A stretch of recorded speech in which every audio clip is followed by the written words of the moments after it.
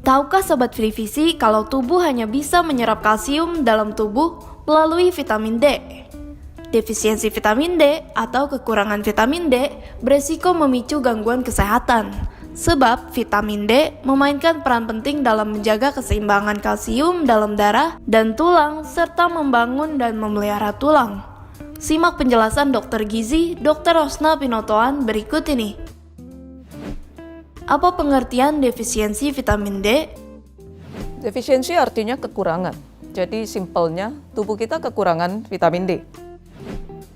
Apa faktor resiko defisiensi vitamin D? Jemur. Anda kurang jemur.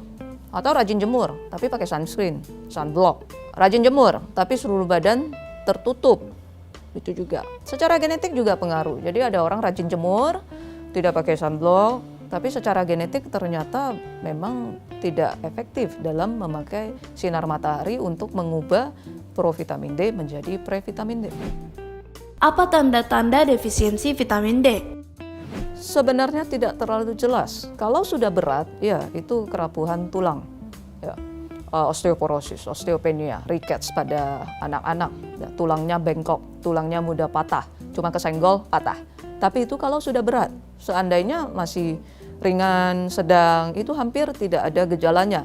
Paling hanya gejala-gejala tidak khas seperti lemas, lemah, nyeri-nyeri sendi, suka pegel-pegel, nyeri-nyeri otot, tidak terlalu jelas. Jadi satu-satunya cara, kalau kita ingin tahu ada terjadi kekurangan vitamin D atau tidak, memang harus diperiksa kadar vitamin D-nya dari darah. Bagaimana cara agar selalu memenuhi kebutuhan vitamin D?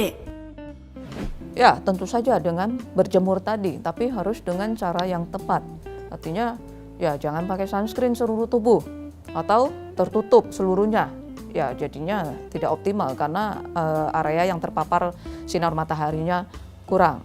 Nah, berjemurnya juga jangan terlalu lama karena nanti akan meningkatkan resiko kanker kulit dan ternyata juga dikatakan bahwa previtamin D yang terbentuk ternyata bisa rusak juga karena pemaparan sinar matahari yang terlalu lama.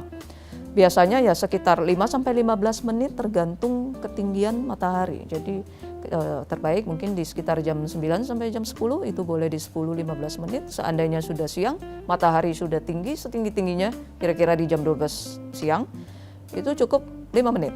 Nah, seluas apa dikatakan cukup lengan, jadi pakai bajunya lengan pendek dan wajah dan kaki setengah, seperti itu. Dan tentu dari makanan, tapi sayangnya makanan yang tinggi vitamin D itu tidak terlalu banyak.